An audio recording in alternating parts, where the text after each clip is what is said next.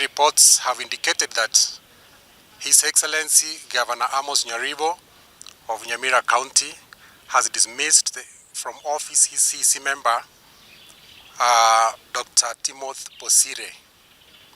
The dismissal is in connection to the flagging off of drugs and medical supplies by His Excellency Governor AMOS NYARIBO in an exercise carried out on the 11th July 2023 at the NYAMIRA County Headquarters. It appears that Dr. Mbati is becoming an easy target and a scapegoat for the fraudulent launch in which His Excellency Governor NYARIBO personally officiated. On top of the action taken on Dr. Mbati, similar steps should be taken on Chief Officer for Primary Healthcare, Mr. Andrew Ongere, who is the accounting officer for the Health Services Department, NYAMIRA County.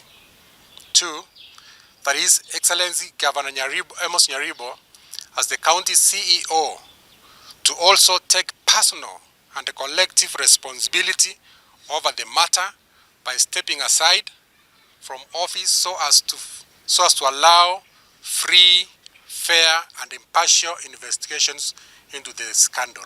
We are unhappy with the step that the governor did. All which was done in the eyes of the governor.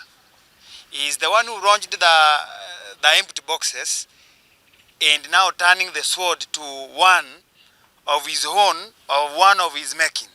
So we also want to ask kindly and patiently our Excellency the Governor, step aside as you also give leeway to also come out clear that you're not part of the shivering of the medicine in our county hospitals. Tuliona governor mwenyewe ndiye alilaunch the whole exercise. In fact, the boxes were empty, hakukuwa na madawa ndani. Halafu tunasikia ni minister anafutwa.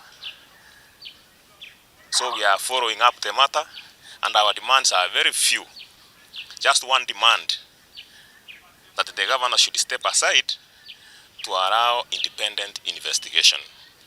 Dr. Mbati was just acting as the head of the department, but we have a chief officer who is the accounting officer of the department. The first person who should have gone home was the chief officer, not the minister.